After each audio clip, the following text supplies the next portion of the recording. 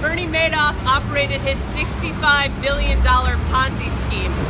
7.5 years ago in December 2009, when Madoff was arrested, I wrote the following poem.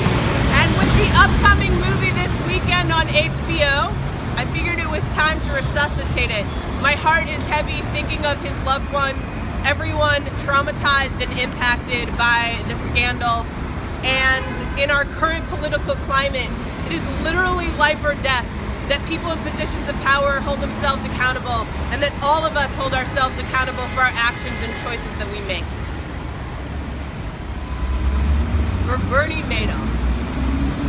Haaretz magazine says you've given anti-Semites an early Christmas present for speaking tongues on Wall Street and spawning layoffs at Saks Fifth Avenue. The for sale signs in Minneapolis and West Palm Beach, the capitalist Holocaust to the Elie Wiesel Foundation, an irony so fittingly postmodern to your ancient Ponzi scheme, because Jews aren't supposed to screw over other Jews.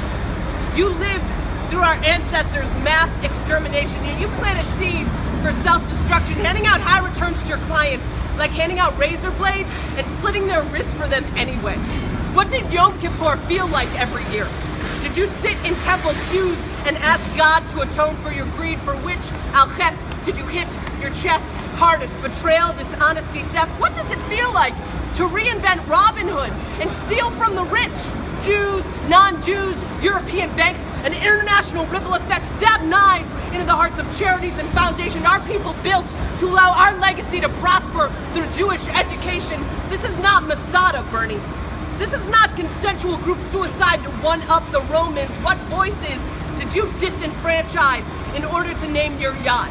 And in addition to your conscience, whom else did you silence like Anne Frank in her Holland? Meaning, on which holidays did you tiptoe across clandestine attic floors? What of your daydreams?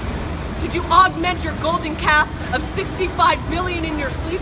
For whose assets do you now sit Shiva? The progressive social justice layer through which you have bulldozed, or your wife's jewelry collection? Thou shalt not steal, Bernie. Did you not listen in Hebrew school? Thou shalt not covet thy neighbor's belongings. Who taught you how to ignore God and Torah?